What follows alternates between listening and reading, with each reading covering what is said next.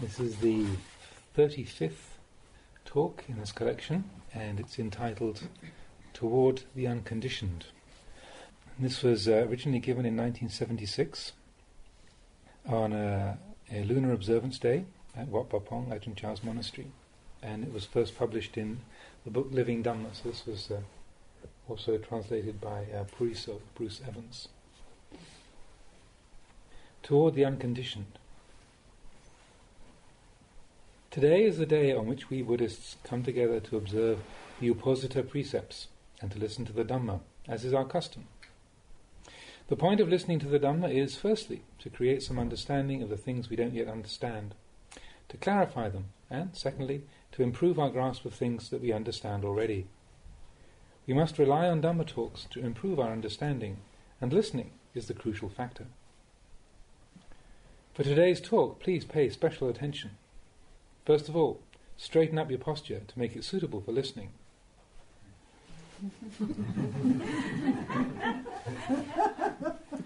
Don't be too tense. Now, all that remains is to establish your minds, making your minds firm in samadhi.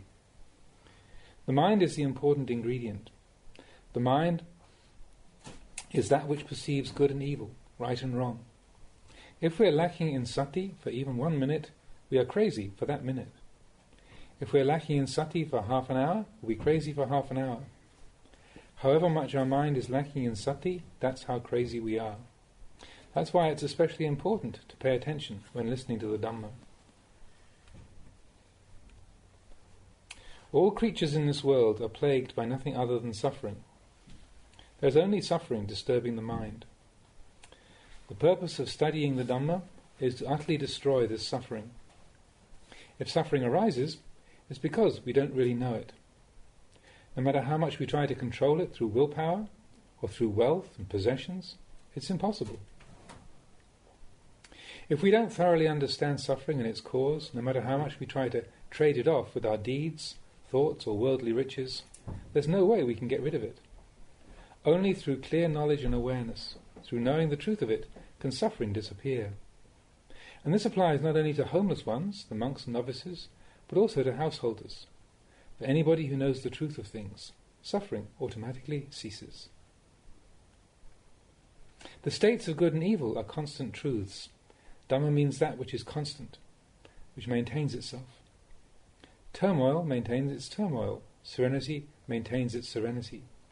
Good and evil maintain their respective conditions. Like hot water, it maintains its hotness. It doesn't change for anybody. Whether a young person or an old person drinks it, it's hot. It's hot for every nationality of people. So Dhamma is defined as that which maintains its condition. In our practice we must know heat and coolness, right and wrong, good and evil.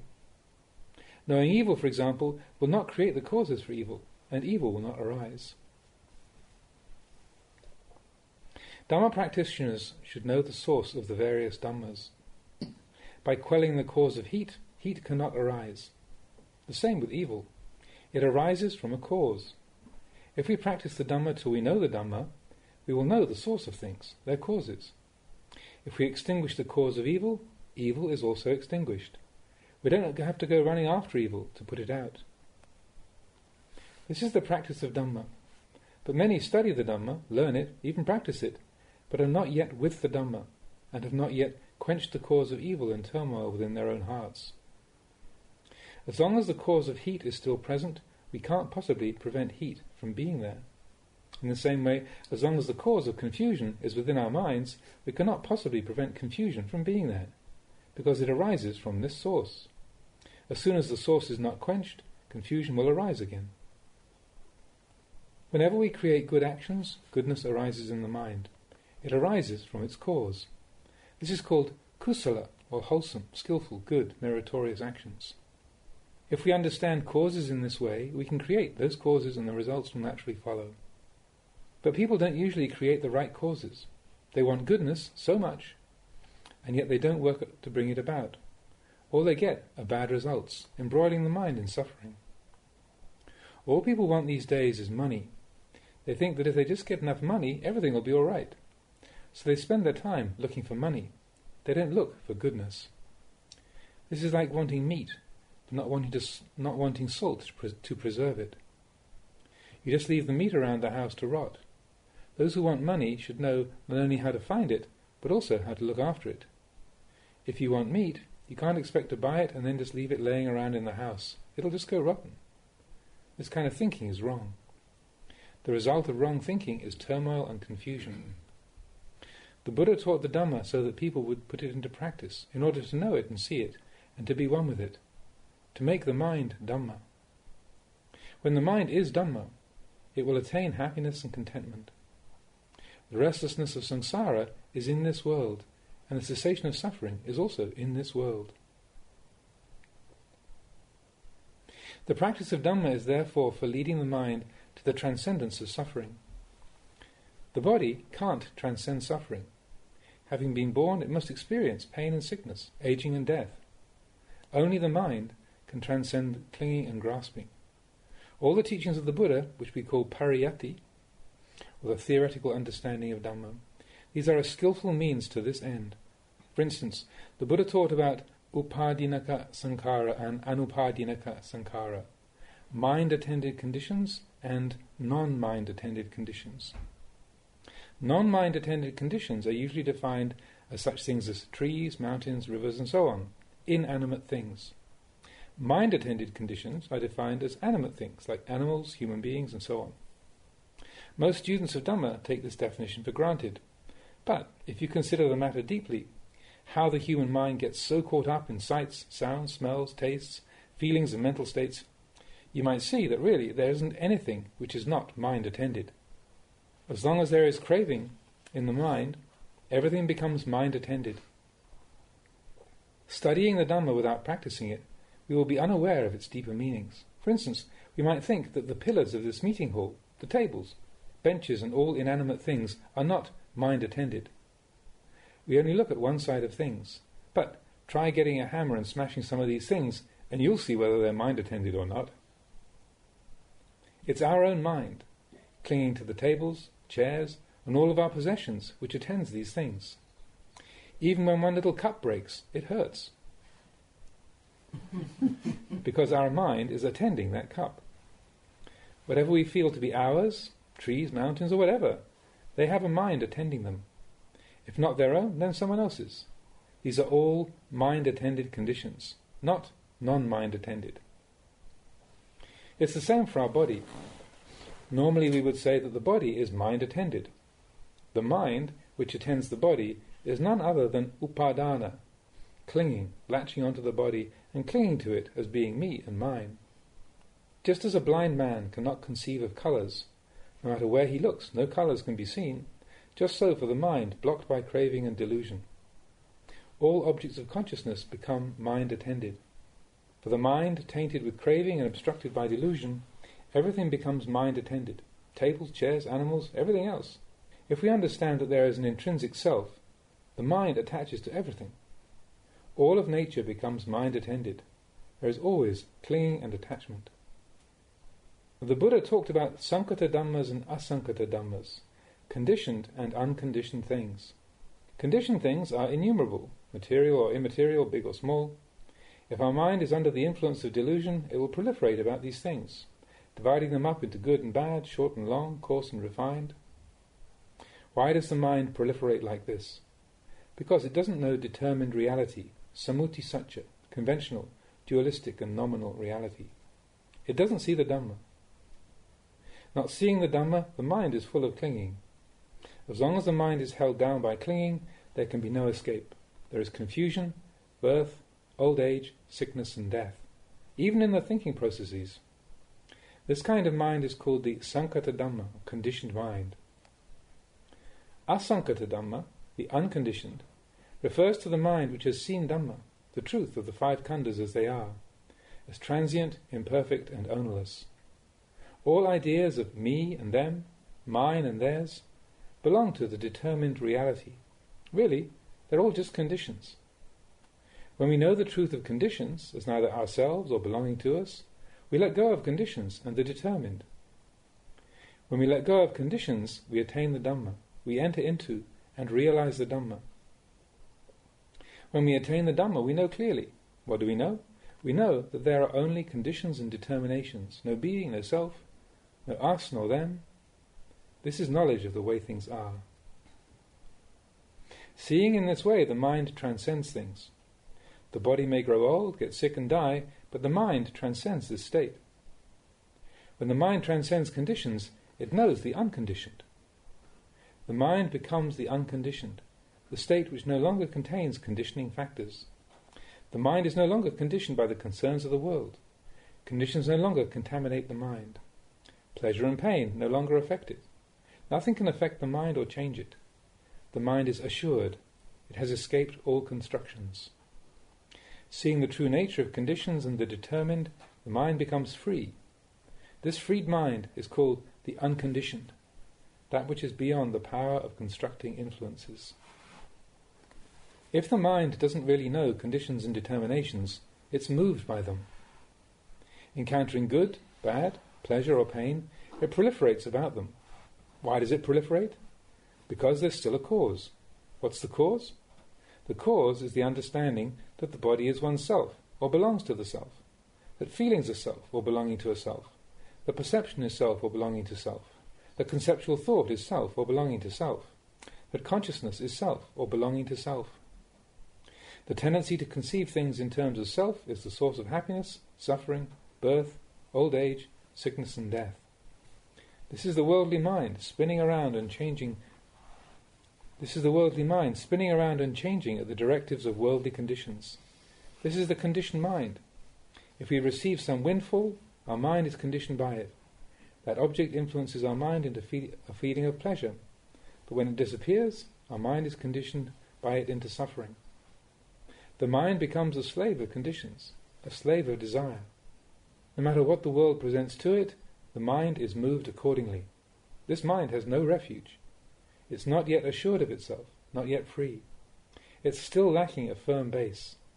This mind doesn't yet know the truth of conditions. Such is the conditioned mind. All of you listening to the Dhamma here, reflect for a while.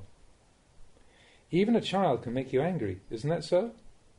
Even a child can trick you. He could trick you into crying, laughing. He could trick you into all sorts of things. Even old people get duped by these things. The mind of a deluded person who doesn't know the truth of conditions is always being shaped into countless reactions, such as love, hate, pleasure and pain. They shape our minds like this because we're enslaved by them. We're slaves of tanha, craving. Craving gives all the orders, and we simply obey. I hear people complaining, "Oh, I'm so miserable. Night and day I have to go to the fields, I have no time at home. In the middle of the day I have to work in the hot sun with no shade. No matter how cold it is, I can't stay at home. I have to go to work. I'm so oppressed." If I ask them, "Why don't you just leave home and become a monk?" They say, "I can't leave. I have responsibilities." Tanha pulls them back. Sometimes when you're doing the ploughing, you might be bursting to urinate so much that you have to do it while you're ploughing, just like the buffaloes. This is how much craving enslaves them. When I ask, "How are you going? Haven't you got time to come to the monastery?" They say, "Oh, I'm really in deep." I don't know what it is that they're stuck in so deeply. These are just conditions, concoctions. The Buddha taught to see appearances as such, to see conditions as they are. This is seeing the Dhamma, seeing things as they really are. If you really see these two things, you must throw them out, let them go.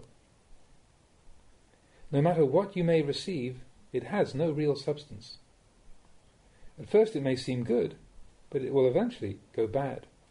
It will make you love and make you hate, make you laugh and cry, make you go whichever way it pulls you. Why is this? Because the mind is undeveloped. Conditions become conditioning factors of the mind, making it big and small, happy and sad. In the time of our forefathers, when a person died, they'd invite the monks to go and recite the recollections on impermanence. Anicca sankhara. Impermanent are all conditioned things. Upadavaya dhammino. Of the nature to arise and pass away. Uppajitava niruchanti. Having been born, they must all perish. Te sang upasamo sukho. The cessation of conditions is true happiness. All conditions are impermanent. The body and the mind are both impermanent.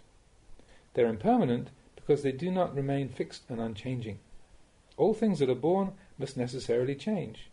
They're transient, especially our body.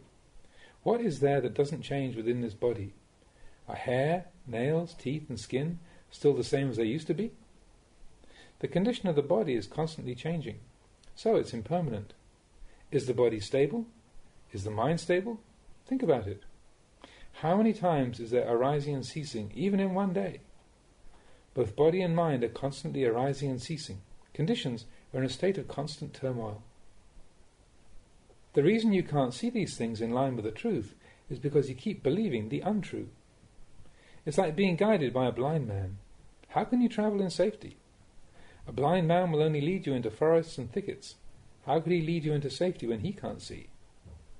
In the same way, our mind is deluded by conditions, creating suffering in the search for happiness, creating difficulty in the search for ease. Such a mind only makes for difficulty and suffering. Really, we want to get rid of suffering and difficulty, but instead we create those very things. All we can do is complain. We create bad causes, and the reason we do is because we don't know the truth of appearances and conditions. Conditions are impermanent, both the mind-attended and the non-mind-attended ones. In practice, the non-mind-attended conditions are non-existent. What is there that is non-mind-attended? Even your own toilet, which you think would be non-mind-attended, try letting someone smash it with a sledgehammer. You'd probably have to contend with the authorities. The mind attends to everything, even feces and urine. Except for the person who sees clearly the way things are, there are no such things as non-mind-attended conditions. Appearances are determined into existence. Why must we determine them? Because they don't intrinsically exist. For example, suppose somebody wanted to make a marker. You take a piece of wood or a rock and place it on the ground. Then call it a marker. Actually, it's not a marker. There isn't any marker. That's why you must determine it into existence. In the same way, we determine cities, people, cattle, everything. Why must we determine these things? Because originally they don't exist. Concepts such as monk and layperson are also determinations. We determine these things into existence because intrinsically they aren't here. It's just like having an empty dish. You can put anything you like into it because it's empty. This is the nature of determined reality. Men and women are simply determined concepts, as are all the things around us. If we know the truth of determinations clearly, we'll know that there are no beings, because beings are determined things. Understanding that these things are simply determinations, you can be at peace. But if you believe that the person, being, the mind, the theirs, and so on, are intrinsic qualities, then you must laugh and cry over them. These are the proliferations of conditioning factors. If we take such things to be ours, there will always be suffering. This is micchā ditthi, wrong view. Names are not intrinsic realities. They are provisional truths. Only after we're born do we obtain names. Isn't that so? Or did you have your name already when you were born? The name usually comes afterwards, right? Why must we determine these names? Because intrinsically they aren't there. We should clearly understand these determinations. Good, evil, high, low, black and white are all determinations. We're all lost in determinations. This is why at the funeral ceremonies the monks chant anicca-vata sankhara. Conditions are impermanent. They arise and pass away. That's the truth. What is there that, having arisen, doesn't cease? Good moods arise and then cease. Have you ever seen anybody cry for 3 or 4 years? At the most, you may see people cry a whole night, and then the tears dry up. Having arisen, they cease. Te sang upasamo sukho. If we understand sankharas, proliferations, and thereby subdue them, this is the greatest happiness. To be calmed of proliferations, calmed of being, calmed of individuality, of the burden of self, is true merit. Transcending these things, one sees the unconditioned. This means that no matter what happens, the mind doesn't proliferate around it. There's nothing that can throw the mind off its natural balance. What else could you want? This is the end, the finish. The Buddha taught the way things are. Our making offerings and listening to Dhamma talks and so on is in order to search for and realize this. If we realize this, we don't have to go and study vipassana. It'll happen of itself. Both samatha and vipassana are determined into being, just like other determinations. The mind which knows, which is beyond such things, is the culmination of the practice. Our practice, our inquiry, is in order to transcend suffering. When clinging is finished with, states of being are finished with. When states of being are finished with, there is no more death or birth. When things are going well, the mind does not rejoice. When things are going badly, the mind does not grieve.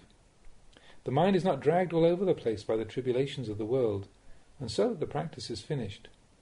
This is the basic principle for which the Buddha gave the teaching. The Buddha taught the Dhamma for use in our own lives. Even when we die, there is the teaching, te sangupasamo sukho. But we don't subdue these conditions. We only carry them around, as if the monks were telling us to do so. We carry them around and cry over them. This is getting lost in conditions. Heaven, hell and Nibbana are all to be found at this point. Practicing the Dhamma is in order to transcend suffering in the mind. If we know the truth of things as I have explained here, we'll automatically know the Four Noble Truths: suffering, the cause of suffering, the cessation of suffering, and the way leading to the cessation of suffering. People are generally ignorant when it comes to determinations. They think they exist all of themselves. When the books tell us that the trees, mountains and rivers are non-mind-attended conditions, this is simplifying things. This is just the superficial teaching. There's no reference to suffering as if there was no suffering in the world. This is just the shell of the Dhamma. If we were to explain things in terms of ultimate truth, we would see that it's people who go and tie all these things down with their attachments. How can you say that things have no power to shape events, that they're not mind-attended, when people will beat up their children, even over a tiny needle, or a single plate, or a cup, or a plank of wood? The mind attends all these things. Just watch what happens if someone goes and smashes one of them up, and you'll find out. Everything is capable of influencing us in this way. Knowing these things fully is our practice. Examining those things which are conditioned, unconditioned, mind-attended, and non-mind-attended. This is part of the external teaching, as the Buddha once referred to them. At one time the Buddha was staying in a forest. Taking a handful of leaves, he asked the bhikkhus, "Bhikkhus, which is greater in number, the leaves which I hold in my hand, or the leaves scattered on the forest floor?" The bhikkhus answered, "The leaves in the Blessed One's hand are few. The leaves scattered around the forest floor are by far the greater number." In the same way, bhikkhus, the whole of the Buddha's teaching is vast. But these are not the essence of things. They're not directly related to the way out of suffering. There are so many aspects of the teaching, but what the Tathagata really wants you to do is to transcend suffering, to inquire into things and to abandon clinging and attachment to form, feeling, perception, volition and consciousness. Stop clinging to these things and you'll transcend suffering. These teachings are like the leaves in the Buddha's hand. You don't need so much. Just a little is enough. As for the rest of the teaching, you needn't worry yourselves over it. It's just like the vast earth, abundant with grasses, soil, mountains, forests. There's no shortage of rocks and pebbles, but all those rocks are not as valuable as one single jewel. The Dhamma of the Buddha is like this. You don't need a lot. So whether you're talking about the Dhamma or listening to it, you should know the Dhamma. You needn't wonder where the Dhamma is. It's right here. No matter where you go to study the Dhamma, it is really in the mind.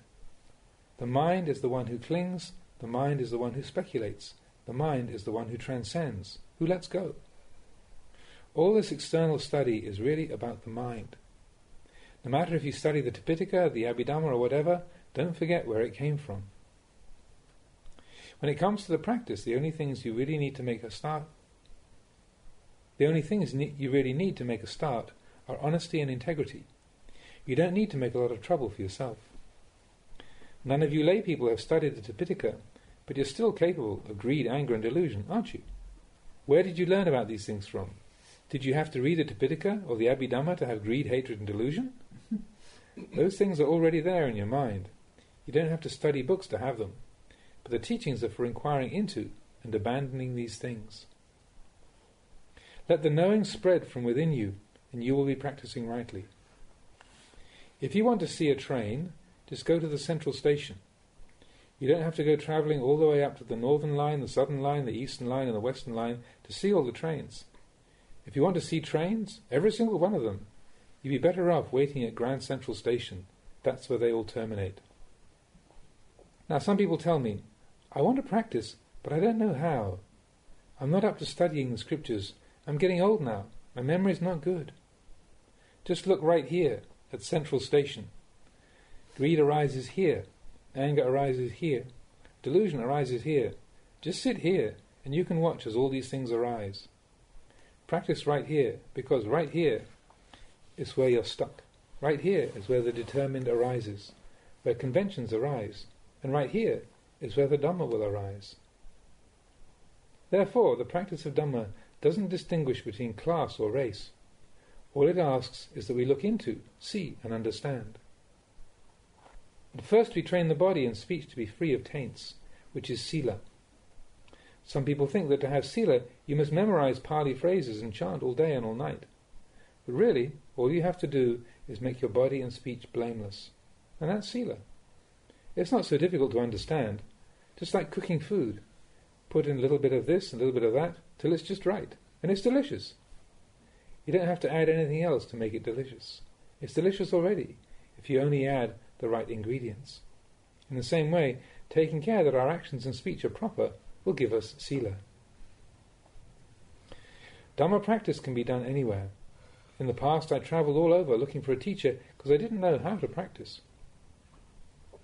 I was always afraid that I was practicing wrongly.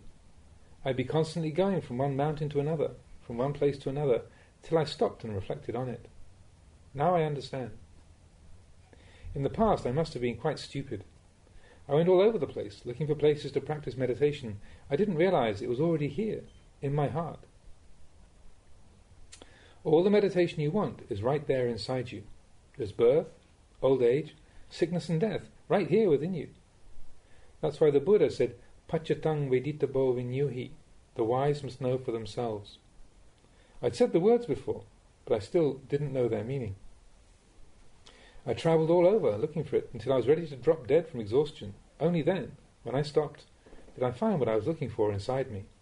So now I can tell you about it.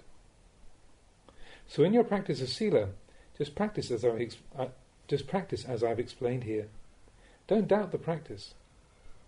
Even though some people may say you can't practice at home, there are too many obstacles there, if that's the case, then even eating and drinking are going to be obstacles. If these things are obstacles to practice, then don't eat. If you stand on a thorn, is that good? Isn't not standing on a thorn better? Dhamma practice brings benefit to all people, irrespective of class. No matter how much you practice, that's how much you'll know the truth. Some people say they can't practice as a layperson. The environment is too crowded.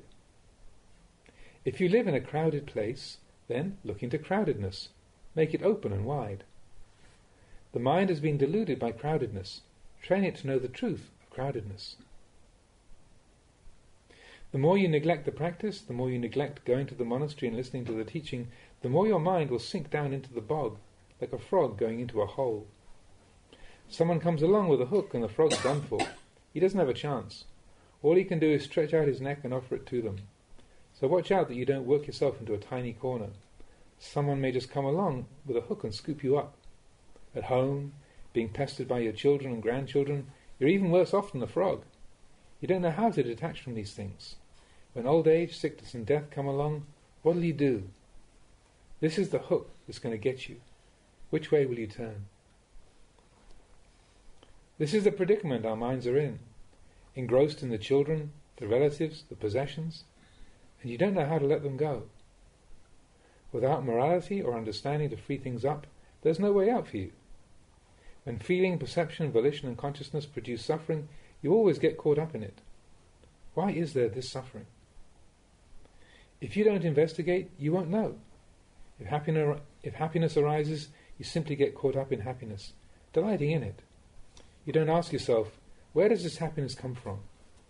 So, change your understanding. You can practice anywhere because the mind is with you everywhere. If you think good thoughts while sitting, you can be aware of them.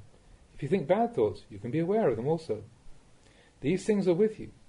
While lying down, if you think good thoughts or bad thoughts, you can know them also, because the place to practice is in the mind. Some people think you have to go to the monastery every single day, but that's not necessary. Just look at your own mind. If you know where the practice is, you'll be assured. The Buddha's teaching tells us to watch ourselves, not to run after fads and superstitions. That's why he said, Silena sugating yanti, moral rectitude leads to well-being. Silena bhoga sampada, moral rectitude leads to wealth. Silena niputing yanti, moral rectitude leads to nibbana. Tasma silang visodaye. Therefore, maintain your precepts purely. Sila refers to our actions. Good actions bring good results. Bad actions bring bad results. Don't expect the gods to do things for you, or the angels and guardian deities to protect you, or the auspicious days to help you. These things aren't true. Don't believe in them. If you believe in them, you'll suffer. You'll always be waiting for the right day, the right month, the right year, the angels and the guardian deities. You'll suffer that way. Look into your own actions and speech, into your own Kamma. Doing good, you inherit goodness. Doing bad, you inherit badness. If you understand that good and bad, right and wrong, all lie within you, then you won't have to go looking for those things somewhere else. Just look for these things where they arise. If you lose something here, you must look for it here. Even if you don't find it at first, keep looking where you dropped it. But usually, we lose it here and then go looking over there. When will you ever find it? Good and bad actions lie within you. One day you're bound to see it. Just keep looking right there. All beings fare according to their Kamma. What is Kamma? People are too gullible. If you do bad actions, they say, Yama, the king of the underworld, will write it all down in a book. When you go there, he takes up his accounts and looks you up. You're all afraid of the Yama in the afterlife, but you don't know the Yama within your own minds. If you do bad actions, even if you sneak off and do it by yourself, this Yama will write it all down. There are probably many among you sitting here who have secretly done bad things, not letting anyone else see. But you see it, don't you? This Yama sees it all. Can you see it for yourself? All of you. Think for a while. Yama has written it all down, hasn't he? There's no way you can escape it. Whether you do it alone or in a group, in a field or wherever. Is there anybody here who has ever stolen something? There are probably a few of us who are ex-thieves. Even if you don't steal other people's things, you may steal your own. I myself have that tendency. That's why I reckon some of you may be the same. Maybe you've secretly done bad things in the past, not letting anyone else know about it. But even if you don't tell anyone else about it, you must know about it.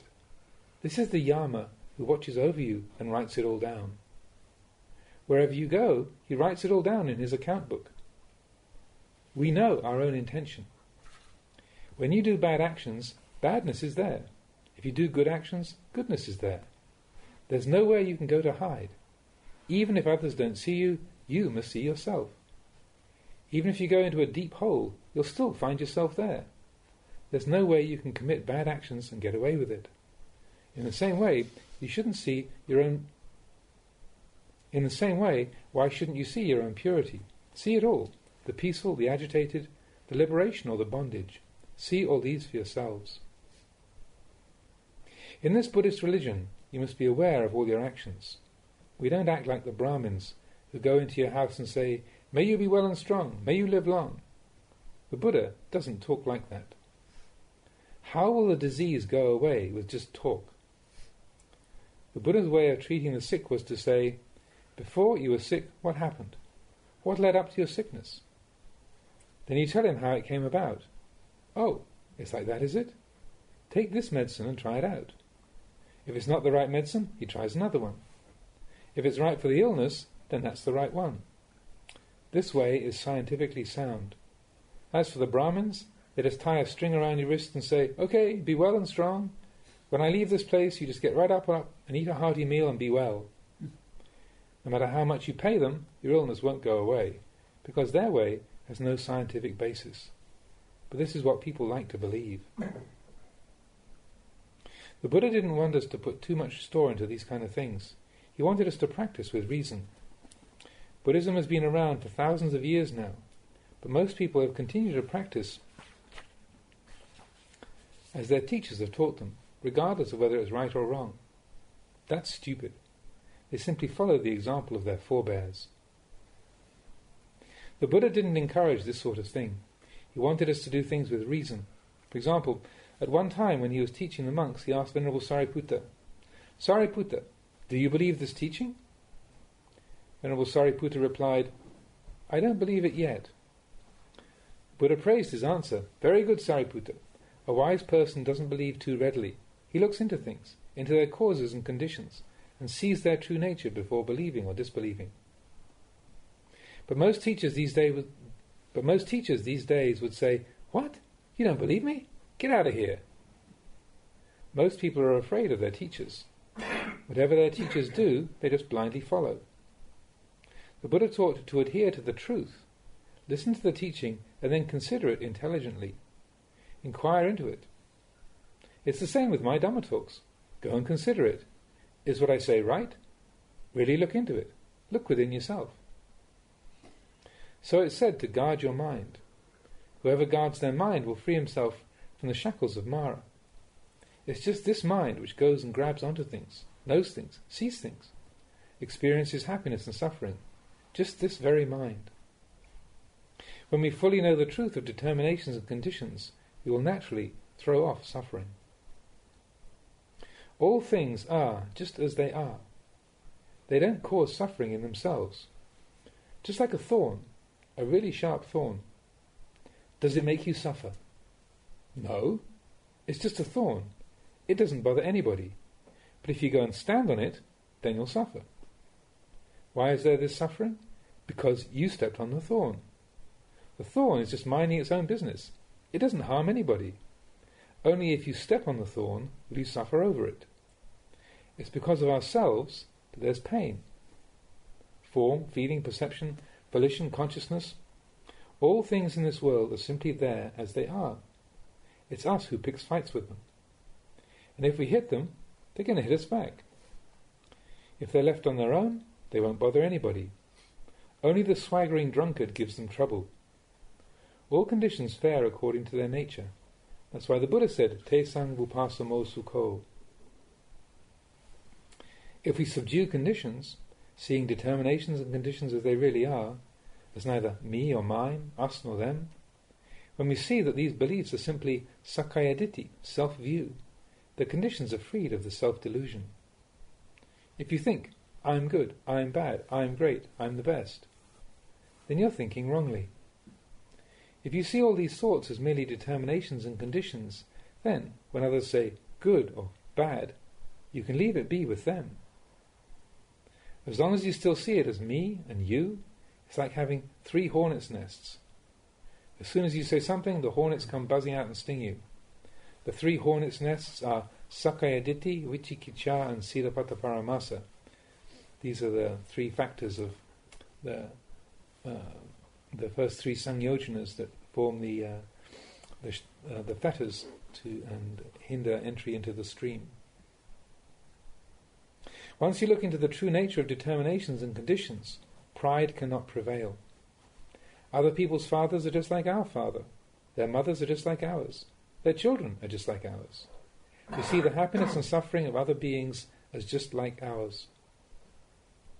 If we can see in this way, we can come face to face with the future Buddha. It's not so difficult. Everyone is in the same boat.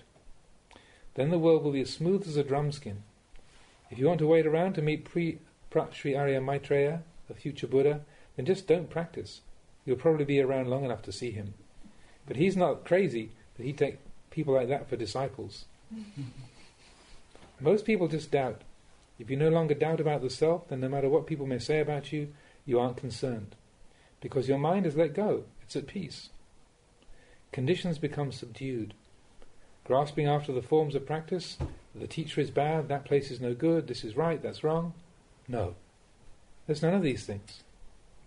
All this kind of thinking is all smoothed over. You come face to face with the future Buddha. Those who only hold up their hands and pray will never get there. So, this is the practice.